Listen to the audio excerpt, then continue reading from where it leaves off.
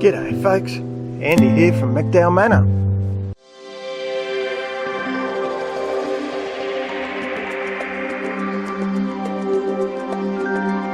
Now, in other news, I have to confess, I've way let the worm farm go, and I've decided it's well and truly time to get off my fat lazy dairy air and to fix it. So the bottom container, not that one with legs, that's just a stand. The one above that with the tap, that's where the worm juice is meant to go.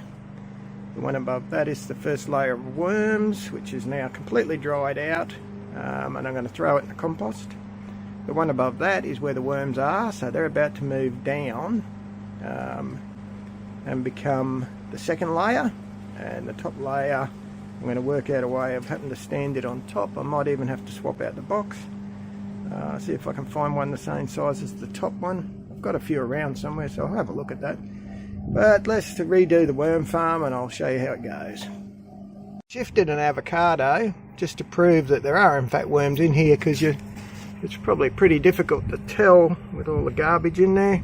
I'm going to give that a good wet and, like I say, move it down a run. I had a bit of a dig around under the aquaponics bed, and sure enough, we've in fact got two boxes, which in a wonderful turn of events are exactly the same size as those bottom two. So this should work perfectly now. I've also got a lid, which is great. So that large box there will be completely decommissioned. That lot will get tipped into the new box, which will go in the middle. The old middle box will get tipped into the compost.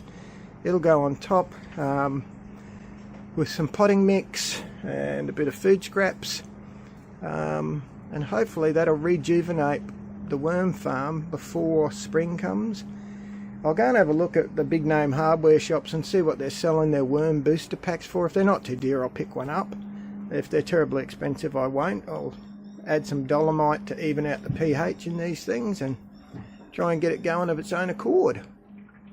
Hopefully you can hear that trickling. I've given it a really good wet, so it should be trickling through the middle layer, which is really dry, from the top to the middle, which is really dry, down into the bottom. I'll put that into where I put all my when I clean the fish filters and stuff, go in that bucket there. When I clean out the quail's waterers, it goes in there too, so it's kind of like a compost tea, and we'll use that as well. But there you go, step one was wet it down. So the good news for me is there is quite a lot of worms in there. When I pulled it, oh, you can see I've missed a couple even in that one. When I pulled it out to throw it in, yeah, there's a lot more worms than I thought there were, so I'm not going to bother with a booster pack. Looks like there might be a couple of deadies sitting on top because they're not moving, everybody else is bolted for cover. So that big box is going to go. This one will go on as the second tray. I'll put that on now. There's a look inside the bottom box, so you can see there's nothing in there. That's just a little tap, poly tap, with a bulkhead fitting to stop it leaking, that lets the juice run out.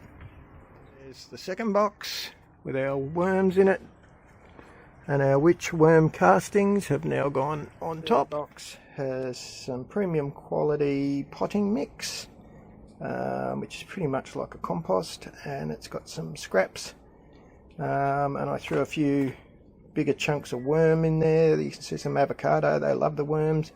The whitey stuff, that's blended up food scraps. I throw it in the blender, make life easier.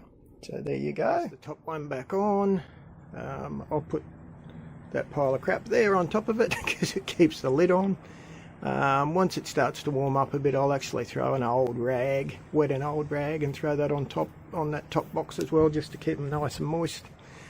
But yeah, I'm predicting this will respond pretty well. I was surprised how many worms are actually in there, given how badly how much I don't treat it. So that's a good outcome, I think.